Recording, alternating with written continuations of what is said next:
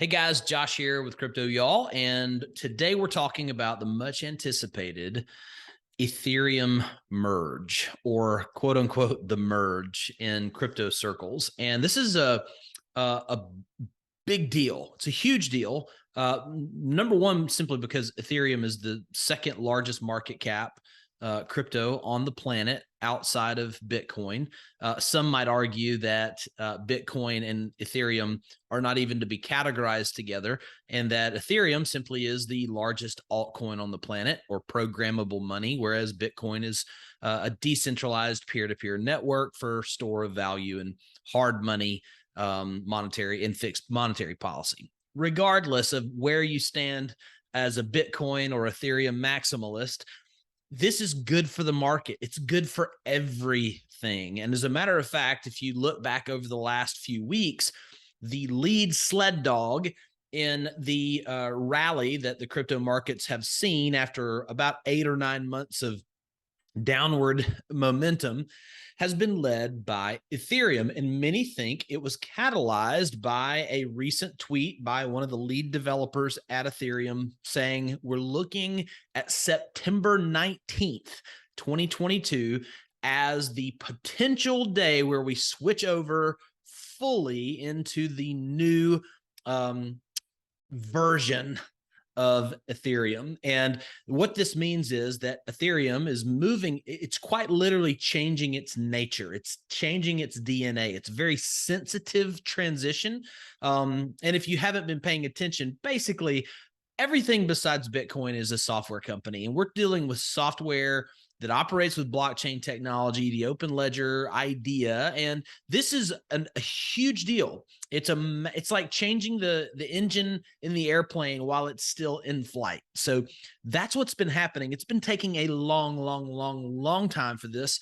And so my team and I created a simple 3-page graphical newsletter to help explain, possibly in a more simple way, in a more layman's terminology type way, what exactly we're looking for, and why it's a big deal, and some of the features of the Ethereum merge that's pending. So I want to share my screen and simply walk you through this PDF, and maybe you'll pick up on something, and maybe you might need to read this a couple or 2 or 3 times just to make sure that you don't miss some of the details. Now, the biggest thing, if you haven't already heard on the top here, is that the merge is an extremely significant upgrade that will occur very soon. We're hoping it happens actually in mid-September.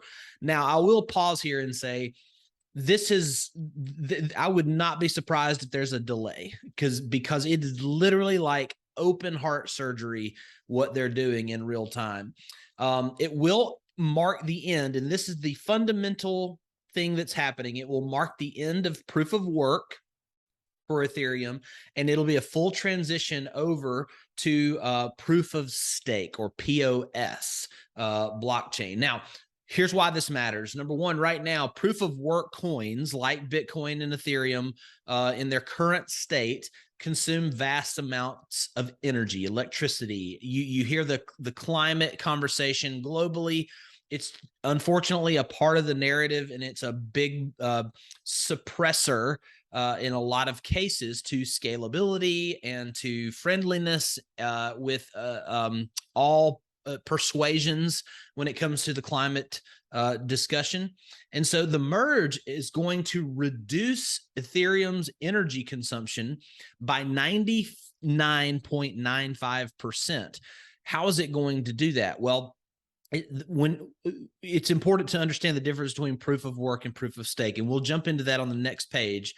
But basically, Ethereum's moving into a better, lighter, faster, more efficient version of the vehicle that it currently travels in, okay? There's going to be better scalability.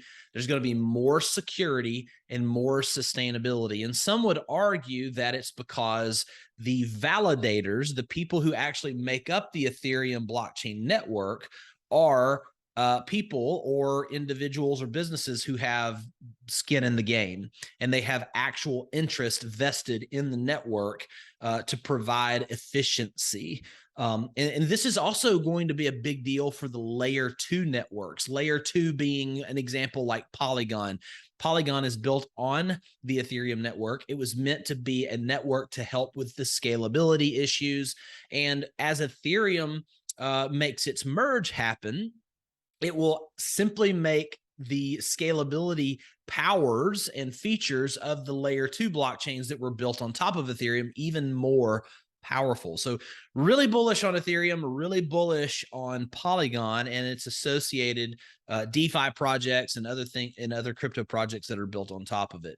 But this is not Ethereum 2.0 per se, but the merge simply sets up the Ethereum 2.0 opportunity to happen. One of the big misnomers of this merge is that gas fees on the Ethereum network are going to go down. It's not going to happen like that immediately, but it is going to set up the infrastructure so that we can then move into the world or into the era of sharding, the shard chains that allows Ethereum to lower gas fees tremendously. So that's a big deal in the crypto world, and we're all looking forward to that. Now, what's the difference in proof of work and proof of stake? Well, I've provided a lot of commentary here on the left page in the red or in the dark orange areas.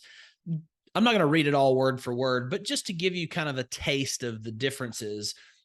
What does proof of work mean? Okay, cryptocurrencies rely on a distributed network of participants to validate incoming transactions and add them as new blocks on the chain because they do not have centralized gatekeepers to verify the accuracy of new transactions and data added to the blockchain, aka a worldwide network of computers who all have to plug into the wall somewhere, who all have to use electricity, and they all have a certain amount of CPU power. And basically, there's this algorithmic distribution or decentralized effort and rules set up to basically validate the transactions that happen mathematically on the networks. And that's just literally how it all works. It's the scaffolding of a proof of work. Now, proof of stake is a cryptocurrency consensus mechanism for processing transactions and creating new blocks in a blockchain, as well as securing the blockchain. Okay, same thing. Okay, it's doing the same thing, but the way it achieves it is different. Here's why. Now, owners of Ethereum will validate block transactions based on the number of coins a validator stakes. Okay, so now validators will have a minimum number of Ethereum coin that they must stake or deposit or inject into the Ethereum network to basically say, I have a stake, I have a claim, this is my portion of the Ethereum network land, and in trade-off, I am going to do the work. It's kind of like feudalism when you had these dukes and barons that the king gave them certain amounts of land, but it was their job to make the land profitable and to pay tribute to the king, or in this case, pay tribute to the network. And so the validators are winning more money or more Ethereum by playing their role as validators for the rest of the network. And they're simply playing a part of the food chain, if you will, of validating the transactions and allowing the actual Ethereum proof of stake consensus to operate. And that's the big part of proof of stake, is that you simply have people or institutions or organizations, companies that will now manage and operate and provide the CPU that allows Ethereum to work efficiently, faster, and just in a better overall way, many would argue. Okay, so here's some Q&A, all right? To finish off, if I own Ethereum, do I need to do anything? Not at all. As a matter of fact, one of the greatest things you can do is buy and hold Ethereum, because what we anticipate is for there to be significant buying pressure and positive price action due to this merger and future Ethereum 2.0 motions that the network will make.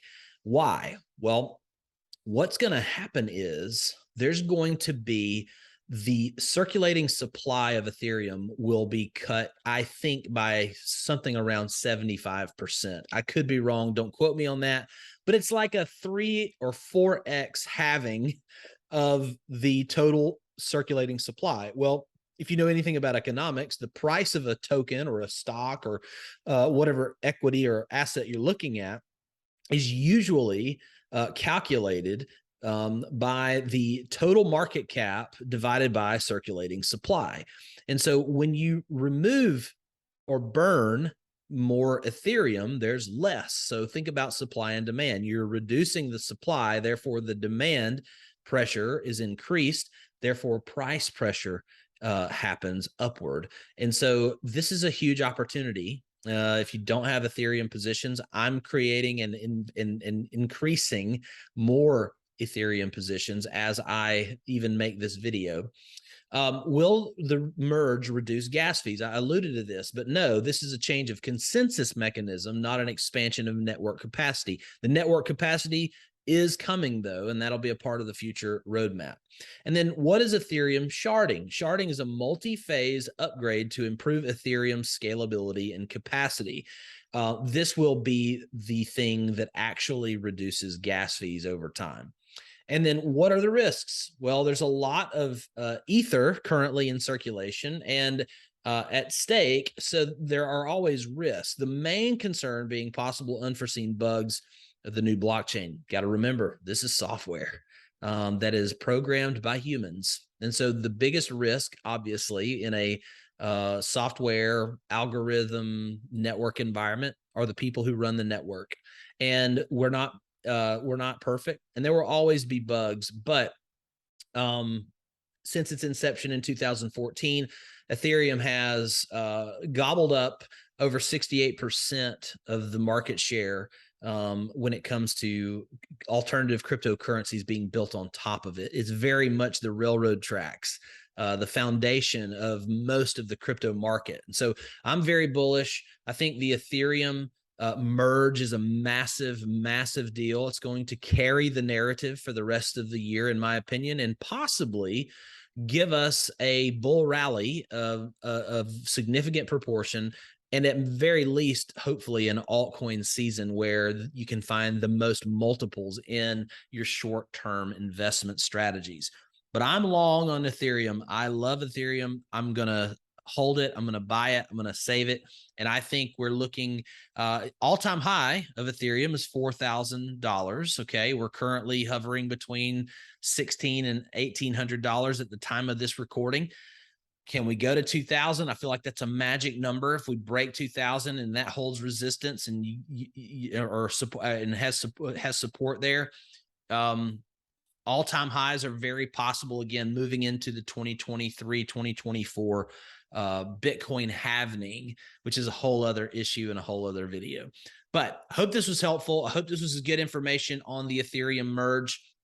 If you like this video and if it was super helpful, please let me know either in the comments or like, subscribe, and check out the links in the comments and in the description for more helpful information on what we're doing here at Crypto Y'all, so that you guys can be the most informed investors. Even if you're crypto curious and you don't feel like you know what you're doing, that's what we created Crypto Y'all for. See ya. Hey, I hope that was helpful. And if you are crypto curious and you're someone who knows that you need to own assets, you want to generate passive income, you want to take advantage of sound monetary policy, hard money assets, things that can reduce the friction in your economic life, well, then maybe you need to consider the passive income elements of crypto farming. And you might be like, well, what's crypto farming? Well, take, for example, this previous video. It's all about Ethereum, right? And Ethereum's great. Price goes up, price goes down. It's one-dimensional in its value. But what if you could take the Ethereum, stake it, or plant it in a crypto farm, or deposit it into an ecosystem that pays you yield? What if you could take other cryptos that you own that are non-productive assets, as Warren Buffett might say, and create productive assets with them? Well, I call that crypto farming, and that's where I earn 50, 100, thousands of dollars a day just because I have my crypto working for me while I sleep, while I work, while I do other things, completely passive. How do you do that? Well, I have a crypto farming workshop. As a matter of fact, it's a workshop that takes the principles that banks have been using for 200 plus years to earn all these crazy returns using our deposited cash in the bank accounts. And instead, you becoming the bank, you earning the massive yields, and you having the financial and time freedom that you want for you, your family, your loved ones, whatever that might be. If you have personal financial goals, if you have dreams, come along with me for an over-the-shoulder workshop where I show you what I'm doing with my own money. This is not theory. I actually show you how I am building crypto farms and how you can too if you want to. It's not financial advice. It's simply a walkthrough of how I do crypto farming to earn passive income with crypto. The link's in the description below. Would love to have you. See ya.